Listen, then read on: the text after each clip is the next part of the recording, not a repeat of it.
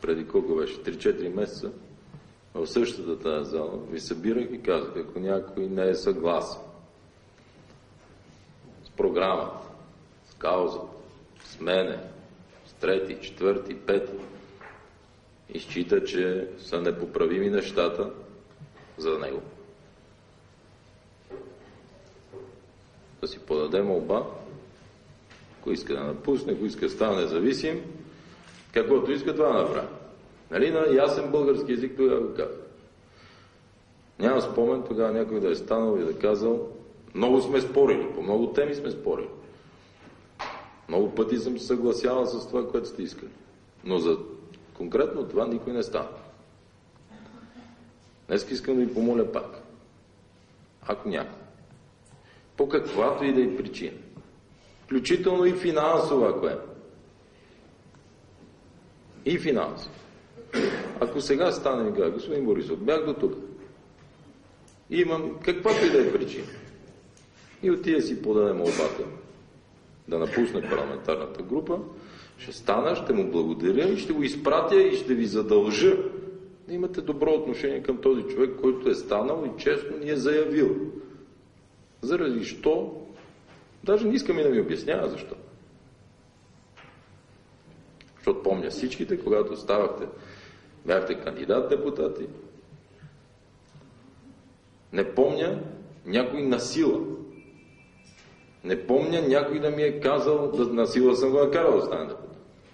Не помня някой да ми е казал, бе, заради тебе, заради ГЕРБ, заради еди кой си или се колебае. Аз не помня. Така че, молбата ми. Хората се женат и се развеждат. Създават деца и се развеждат. Все пак това е партия. Хиляди членове. Милиони гласуват. Нормално е, ако някой иска да се раздели. Омръзнал му някой или не му се стои. Или дисциплината не го удовлетворява. Иска, когато си пожелая да влиза в парламента. Или... Сега е момента, повтарям, ще го изпратя.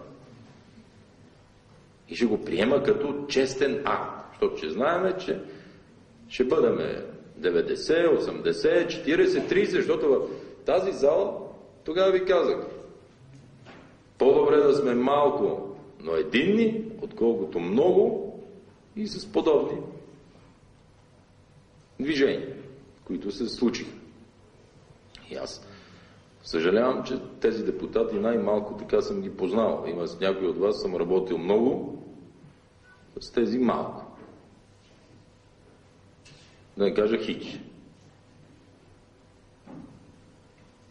Нямам спомен да съм ги слушал да ми говорят за европейско развитие или за някаква програма или за нещо, което така да ме заинтересуват дори.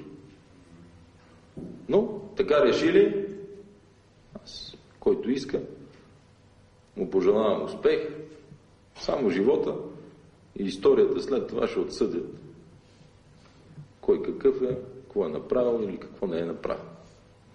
Така че още един път искам да ви приканя, ако има такъв. Разбира се, с удоволствие бих обсъждал проблеми или решения, да ще дам някой, но това е момента. Това е честно към партията, честно към избирателите, честно към всички оставайки в тази зала. В противен случай ще считам, че само финансов интерес има. Ако някой напусне от тук нататък. Няма да... Защото ако е каузата, ако е програмата, ако съм аз причината или някой от колегите, сега е момента да стане и да го заяви. Това е честно. Защото аз вече познавам стила на ДПС и БСП. Аз, за разлика от вас, като излизат снимки от Варадеро, Париж, Виена, не гледам дали Волен Сидеров пипа някоя статуя по гърдите, а си правя сметка защо излизат снимките. Защото на нас това ни е правено много пъти. И мога прочита, че Волен Сидеров е хвърлен на кучета.